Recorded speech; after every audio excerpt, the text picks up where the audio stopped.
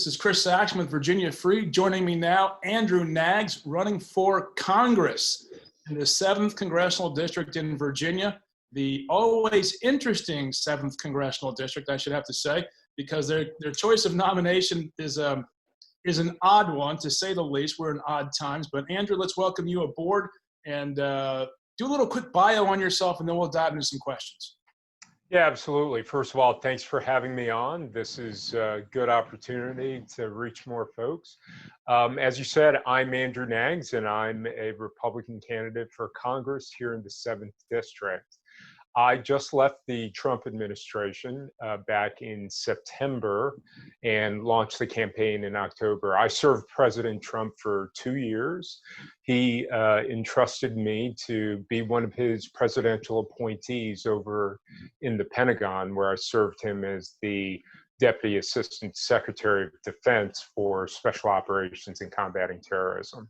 I started out my career service at West Point at the tender age of 17 and graduated there with a civil engineering degree, and then I eventually went on to become a Green Beret.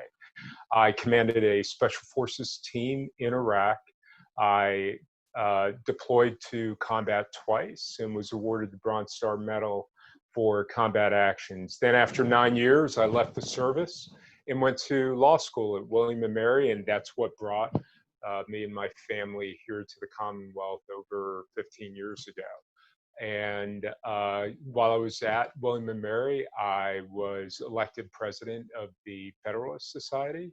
And then a few years after graduation, I started my own law firm where I helped small businesses grow, create jobs, deal with investors, the government, and so forth. And then back in 2017 was when I got that fateful call from the White House and I received the opportunity to serve the president. And after much thought and prayer, my wife and I decided that right then was the right time. So we jumped in with both feet. I've been married to my wife for 21 years. It'll be 22 years next month. And we have twins, a boy and a girl, who just finished up the 8th grade and are getting ready for high school. Well, you said it's one of the most impressive resumes I've heard to date, not just because of your military service, but your leadership in the military. I think we have more special ops people running for Congress in this district than any district I've ever heard of. Yeah, I think you're right. Yeah. three special ops fellas. And then your legal career. So it's a well-rounded career. And what made you feel the call, the answer to run for Congress? What makes you say, oh, I've got to get in there? Well, I'll tell you, for a long time, Chris, I have been frustrated, just like a lot of folks, about the lack of courage that I've seen coming from our party. Now, look, I have been a Republican, proudly a Republican, and a conservative since before I could vote. My father raised me as a Republican, thankfully, and I made myself a conservative through reading and studying and paying attention.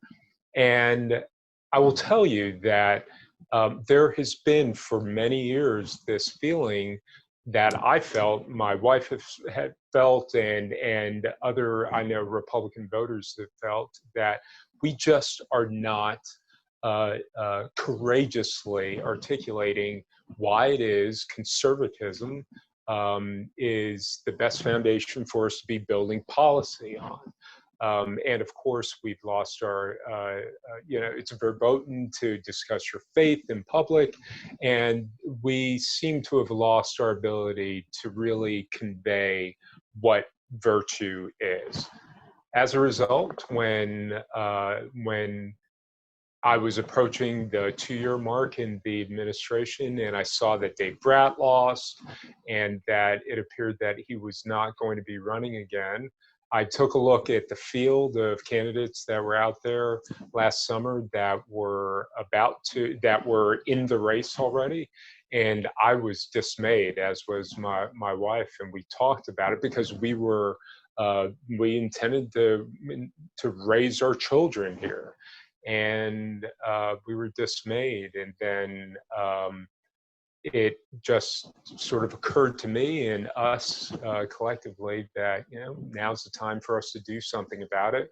And that was the seed that ended up growing into this effort to throw my hat in the ring and start the race. So that sort of built through the summer last year.